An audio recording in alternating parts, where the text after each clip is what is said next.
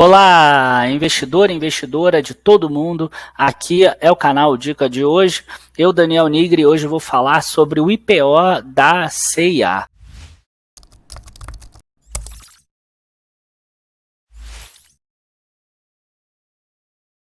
Essa é uma empresa, né, que, como a gente sabe, de roupa, de vestuário principalmente, mas ela tem algumas variações e a gente vai dar uma olhada também nisso, e que tem como público consumidor-alvo mulheres jovens de 18 a 35 anos, como ela coloca no prospecto dela. Além disso, ela fala que ela tem outros segmentos também, como, por exemplo, masculino, crianças, etc. Mas mesmo nesse segmento, o principal consumidor dela é exatamente as mulheres nesse sentido. Então, o foco é basicamente no cliente.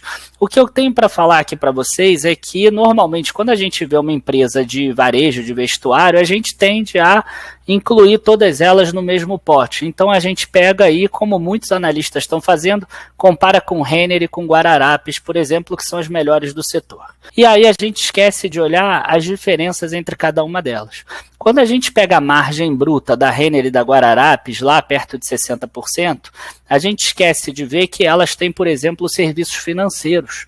E esses serviços financeiros da Renner e da Guararapes, eles geram margem bruta de 97%. Então, na hora que você tira isso da conta, você diminui a margem, quando você pensa só custo de mercadoria e serviços. Aí você vai pensar assim, mas a CIA também não tem serviços financeiros? Tem, mas em um formato diferente, ela não tem uma financeira própria. Ela tem um serviço associado com o Bradescard, né, que é uma empresa do Banco Bradesco. E essa empresa do Banco Bradesco é que faz a concessão de crédito. Então, eu inclusive coloquei no relatório que eu mandei para assinantes, uma imagem aqui que eu mesmo fiz, né, a nossa equipe aqui do Dica de hoje, que hoje em dia não sou mais só eu, a gente vê aqui que a Renner, por exemplo, ela tem 8 bilhões de reais de receita, tudo isso em 2018, receita financeira 941 milhões de reais. A Guararapes, então, a gente sabe, né? Eu sempre falo que o problema dela é exatamente a parte financeira, que ela dá crédito até para quem não pode. Então, ela começa a ter um aumento de endividamento ali, de inadimplência muito grande. Na verdade, não é endividamento, de inadimplência. 28%. Enquanto isso, a receita bruta de serviços financeiros da CIA é só 4%. Então, essa grande diferença aí que existe faz com que a margem bruta da CIA fique para baixo. Outro ponto que faz a margem bruta dela ficar bem abaixo da Renner e da Guararapes é que ela produz, além de produtos de vestuário, ela também vende o que ela chama de Fashiontronics. É aquela coisa que tem a ver com moda, mas é eletrônico. Então ela tem notebooks, tablets, celulares, carregadores de celulares, enfim, todos esses gadgets de hoje em dia e que tem margem menor. Para vocês terem uma ideia, por exemplo, a Magazine Luiza, a Via Varejo trabalham com margem bruta de 28%. A Renner e a Guararapes, elas trabalham com margem só de mercadoria e serviço entre 52% e 55%. Então, os 19% de receita que a CIA tem dessa parte tem uma margem bruta muito menor. Tá? E essa margem bruta da CIA ela está em torno de 21%, 22%, como eu calculei. Realmente, essa parte de Fashiontronics gera uma margem muito menor do que a das concorrentes. Só que o core business dela, que é exatamente a parte de vestuário, não. Ela gera, inclusive, uma margem bruta maior do que a da Guararapes e menor do que a da Renner. O que eu olhei aqui na hora de analisar a própria empresa é que ela tem conseguido melhorar um pouco as margens dela, e a gente consegue ver isso nessa imagem aqui, onde a gente vê que se a gente pegar 2016, 2017 e 2018, a gente tem uma margem bruta crescente. Tá? Chama atenção aqui uma queda da margem bruta em 2019 em relação aos primeiros 6 meses de 2018. Também chama atenção aqui essa super margem líquida, lucro líquido, prejuízo, lucro líquido de 777 milhões. Outra coisa que chama atenção é que é uma empresa em turnaround. Tá? Quem fez aí aquele treinamento de crescimento patrimonial com a gente, o TCP, sabe que tem alguns momentos que eu gosto desse tipo de empresa, que sai do prejuízo e entra no lucro, porque às vezes esse lucro aqui, ele cresce exponencialmente, que é o que tem acontecido aqui. Tá? E além disso, a gente tem aqui a margem EBITDA também crescendo bastante. Mas o que você tem que se perguntar é o seguinte: por que teve aquele crescimento tão grande lá? Margem bruta saindo de 41% indo para 49%, margem EBITDA indo de 4% para 12%. Tá? E outra coisa também é que eu não estou tão preocupado com 2019 ainda, porque o 2019, a gente sabe que o varejo, eu pelo menos trabalhei 16 anos com varejo, e eu sei que o forte do varejo é exatamente o último trimestre. Muitas vezes as pessoas empatam o ano todo e fazem um super lucro no quarto trimestre. Tá? O que me chama a atenção aqui, o que fez com que a empresa crescesse, é exatamente o novo modelo de negócios dela. E o novo modelo de negócios dela é baseado no CVP, que na verdade é uma cópia do que a Renner faz. E a gente vê aqui, ó, que a gente já coloca aqui, é o ciclo de vida dos produtos. O que é o ciclo de vida dos produtos? A empresa lança vários produtos. Aí tem aqueles que são lançamentos e que não se dão bem. Então eles só vão ficar 8 semanas de shelf life. Eles não têm muito reabastecimento. O produto que é lançado aqui e ele é bem aceito pelo cliente, ele é promovido para essa categoria B. Então ele fica mais algumas semanas e ele é mais reabastecido, inclusive ele ganha mais algumas opções, quer dizer, ganha talvez um botão aqui, ganha uma manga diferente, ganha outras cores, por exemplo, e depois tem os consagrados, são aqueles que ficam mais do que 13 semanas em exposição nas lojas. Só que a empresa consegue fazer isso para cada uma das lojas dela. Só que qual é a diferença em relação à Renner? A Renner, ela tem isso hoje já em todas as lojas. A C&A não, ela tem 282 lojas, ela reformou 60 com esse conceito, porque ela está no processo de transformação. Então ela fechou 30 lojas menos rentáveis, ela implantou esse conceito CVP nas lojas, em 60 lojas, e ela agora está fazendo reformas aos poucos. Se vocês olharem, o investimento dela cresceu bastante. Tá, então, cresceu mais do que 100%, você pegar primeiro semestre de 2018 contra o primeiro semestre de 2019, porque as lojas que estão sendo reformadas nesse conceito, elas estão dando um retorno maior. Quando a gente pega e compara com a Renner, tá, a gente vê que as perdas da C&A, elas ainda são muito maiores, elas giram em torno de 10% do estoque contra 6% da Renner. Então ela ainda tem aí uns 4% de margem bruta para ganhar, o que excluindo o Fashiontronics daria uma margem inclusive melhor do que a da Renner. Aí a gente entra na questão da oferta. O que acontece com a oferta? A C&A é uma empresa internacional, é uma empresa que foi fundada lá atrás pela família Brenningmeier, que tem aí 200 anos de existência, para vocês terem uma ideia. Então ela tem uma desvantagem em relação à Renner, a Guararapes, a Marisa, etc. Como ela não é uma empresa nacional, ela acaba pagando royalties.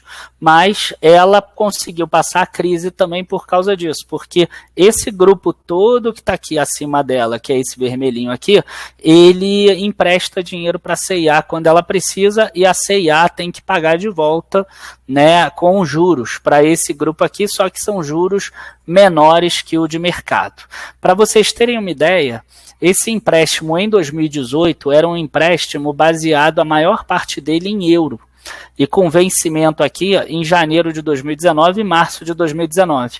Então, os resultados financeiros de 2018, eles vieram bem abaixo do que poderiam, porque tinha aqui uma taxa em euro, estava perto do vencimento, quer dizer, iria ter um problema caixa nesse sentido, porque eles iriam ser pagos, não era uma coisa somente contábil. Como subiu muito o real frente ao euro, quer dizer, como se valorizou o euro frente ao real, a gente teve uma despesa financeira maior. E aí agora, quando venceu esses dois aqui, o que a empresa fez? Ela emitiu nova dívida, mas já em real. Por isso que quando você vê lá o prospecto, a empresa vai usar a destinação de recursos para pagar a empresa. Né? Então aqui ela tinha 907 milhões devendo, hoje quando você vai ver o prospecto são 700 e poucos milhões, a gente já vai chegar nisso, mas eu quero mostrar como a despesa financeira era cara. Olha só, em 2018 a empresa, somando todos esses, ela teve um efeito contábil aqui negativo de 260 milhões, para vocês terem uma ideia, e agora a gente vê que caiu para 786 milhões. Esse valor de cento e poucos milhões que diminuiu, ele foi pago exatamente com dinheiro da própria empresa, com dinheiro que a empresa gerou na operação dela, tá? Com dinheiro que realmente entrou de caixa de operação, apesar dela ter aumentado o investimento. Então ela é uma empresa que está gerando caixa. A operação dela gera caixa. A operação dela, hoje em dia, é saudável depois dessas mudanças que ela fez. Só que ela ainda está no meio do processo. Tá? E a gente vê aí, né, quando a gente conversa com analistas, que eles preferem comprar uma empresa igual a Vivara, né? A Vivara já estava redondinha, ela fez todo o processo de crescimento, de melhoramento, e aí ela lançou, só que ela lançou com preço sobre valor patrimonial de 5,5, enquanto isso a CIA está lançando com preço sobre valor patrimonial entre 1,9 e 2,2. Então a gente tem aqui uma possibilidade de desconto caso ela venha a melhorar. E ela já mostrou com essas 60 primeiras lojas que ela tem melhorado. O que o pessoal não gostou é que ela vai usar esse dinheiro, né, que ela vai arrecadar, esses 800 e poucos milhões, 90% para pagar exatamente essa dívida aqui de 786 milhões. O pessoal não gostou disso e só vai sobrar 80 milhões para fazer reforma de loja, expansão e etc. Quando a gente tem uma dívida e quando a gente tem investimento, a primeira coisa que a gente tem que pensar é qual é o retorno do investimento, qual é o ROI, qual é o retorno sobre o patrimônio líquido que ele vai gerar. E nas minhas projeções, tá, eu vi que o retorno sobre patrimônio líquido da CIA esperado para 2020 vai ser um ROI em torno de 9,2%. Se a gente voltar aqui e dar uma olhada nessa dívida que ela tem, a gente vai ver uma dívida média de 10,25%. Então, por mais estranho que possa parecer, o controlador está querendo abrir capital para ele recuperar o dinheiro e etc., por mais estranho que possa parecer, a gente tem aqui uma decisão correta. Porque não adianta ela pegar os 800 milhões para fazer expansão, para receber 9%, enquanto ela vai estar pagando 10,25%. Então a melhor coisa que ela tem a fazer é exatamente o que ela vai fazer, que é quitar as dívidas. Quitando as dívidas, ela vai reduzir aquela despesa financeira dela, que a gente viu lá atrás. E aí o lucro dela cresce. Lá atrás, a gente falou que o lucro líquido dela foi de 777 milhões. E isso é uma coisa que chamou a atenção das pessoas também. Ela iria abrir capital hoje com preço sobre lucro de 6, por exemplo. Só que aquele lucro, ele é falso, né? Na verdade, a empresa ganhou no primeiro trimestre aquela que todas as empresas estão ganhando, que é a exclusão do ICMS da base de PIS e COFINS, porque as empresas, elas em cima do PIS e COFINS, elas eram cobradas o ICMS, que é um absurdo, é uma bitributação clara, e aí o que acontece é que a empresa ganhou 600 e poucos milhões de outras receitas operacionais e a correção monetária 500 e poucos milhões, deu 1,2 bilhão, tirando o imposto de renda disso uns 420 milhões, a diferença deu 820 milhões. Tá? O que chama atenção é que, excluindo esse efeito, ela teria um prejuízo de 43 milhões, pior do que o prejuízo nos primeiros 6 meses de 2018, que realmente chama atenção e o que é um pouquinho ruim na nossa análise. Então, quando a gente vem aqui na DRE, para isso ficar claro, olha só o que acontece. A gente tem aqui 777 milhões de reais. A gente tem aqui um resultado financeiro, uma receita financeira de 628 milhões, que inclui 500 e poucos milhões daquilo que eu falei, de correção monetária, e mais aqui 600 e poucos milhões desse crédito. Só que aqui entrou 420 milhões de imposto de renda sobre esse crédito de PIS e COFINS. Então, na verdade, o lucro caiu, né? O prejuízo aumentou de 30 milhões para um prejuízo de 43 milhões, excluindo essas questões.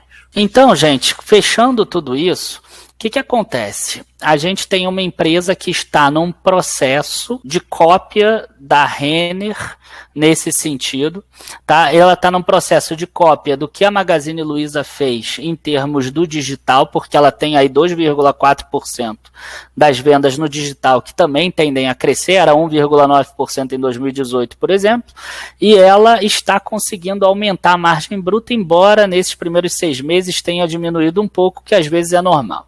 Tá? A gente precisa ver. A gente tem aí um risco maior. Então, o que a gente precisa? A gente precisa de um desconto grande. A gente precisa que a empresa entregue um desconto grande em relação às concorrentes, principalmente Renner e Guararapes. Ou, se não, pelo menos que ela esteja mais ou menos em linha com a Marisa. E aí eu vou colocar aqui algumas projeções que eu fiz, tá, para 2019, 2020 e 2021. 2019 excluindo a questão do PIS e COFINS. E a gente consegue ver aqui, ó, que a receita subindo só 5%. tá? Até porque se ela não fizer muitas expansões ou se ela crescer do jeito que ela tem crescido, mais alguma coisa do digital, ela pode ser que consiga isso, sendo bem conservador. Tá? Lucro bruto melhorando a margem dela 0,5% ao ano aqui, com essa implantação do CVP, do ciclo de vida do produto. Despesa geral administrativa e de vendas ficando igual. Resultado financeiro sendo quitado e virando zero aqui, que pode ser inclusive positivo. Ela antecipa crédito dos fornecedores dela, ela tem uma receita financeira grande. Tá? Isso aqui pode até ser positivo, também fui conservador. Imposto de renda pessoa jurídica, aumentando aqui de 24%, 26% para 30% aqui, até porque ela paga juros sobre capital próprio sempre que ela tem ganho, a gente vê aqui um lucro líquido chegando em 0,86 por ação em 2020. Tá? Isso geraria um preço sobre lucro em torno de 19 na menor faixa e de 20, né, até R$ 17,20. E é um dos menores preços sobre lucros de empresa de varejo. Tá? Se a gente olhar, por exemplo, a Marisa, por exemplo, ela tem preço sobre valor patrimonial de 2,4, na menor faixa a C&A está abrindo a 1,9 e ela tem preço sobre lucro de 57 a Marisa, enquanto a C&A está abrindo a 19. A Marisa hoje tem ROI de 4,1, a C&A ela pode chegar a 9,7. O que acontece? Já estão precificando também que a Marisa vai ter uma melhora, igual a gente está precificando aqui que a C&A vai ter uma melhora. Tá? Mas quando a gente pega preço sobre valor patrimonial, a gente vê um desconto de 20%. Eu considero esse desconto aceitável para um IPO, 20% em relação a outra empresa turnaround. Acho que ficou claro também que tem muito risco nessa recomendação de compra. Lá no relatório eu botei que a recomendação era até 17,20 ou 17,50, agora eu não lembro aqui de cabeça, mas quem é assinante é só acessar lá a nossa área de membros e dar uma olhada. Tá? Além disso, vale aí a ressalva que é uma empresa em turnaround, uma empresa que está reestruturando o modelo de negócios dela para ficar mais eficiente. Eu, particularmente, gosto muito mais de empresa assim, porque ela tem potencial de ganho, do que uma empresa já redonda, igual a Vivara, por exemplo. Quem já me conhece há mais tempo sabe disso. Então, gente, na minha visão, contrariando até a muitos dos analistas de mercado, recomendação de compra, mas ali naquela faixa lá embaixo, tá? Perto ali do 16,50, do 17, máxima eu acho que era 17,20. Abraços a todos e até a próxima. Tchau, tchau.